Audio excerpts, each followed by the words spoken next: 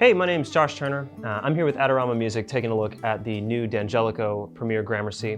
This is my first time seeing the guitar, and it's immediately just a very inviting thing to play. The neck is the first thing that I noticed. It's a very fast, slim neck, and I love the flat finish on the back of it. Just the matte finish makes it super playable, and the setup is great as well from the factory.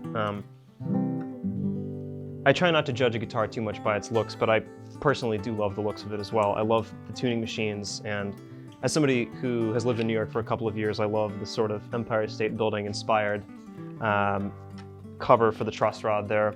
I think the finish is really well executed as well, especially for guitar at this price point. I think oftentimes you have to pay a lot more to get a burst that looks this nice.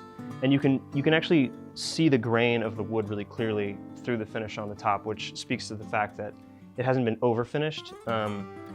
Another sort of common issue that I find on guitars that don't cost $1 bazillion. And the fact that it's not over-finished allows it to speak a lot better. It's got a lot of projection, a lot of volume, which is very complementary to the low action because it means that you don't have to dig in that hard to get a lot of tone out of it. It's a mid-range forward guitar that's got kind of like a nice bark to it, but the deeper body depth means that it projects nice low end as well.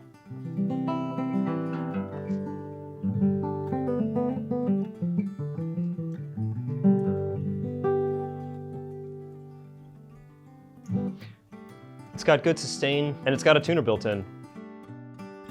Plays really nicely up the neck. I don't own any cutaway guitars, and so it's a dream to be able to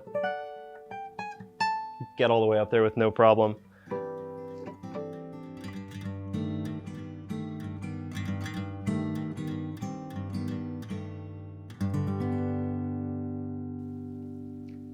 You can find this guitar and other Dangelico guitars at adoramamusic.com.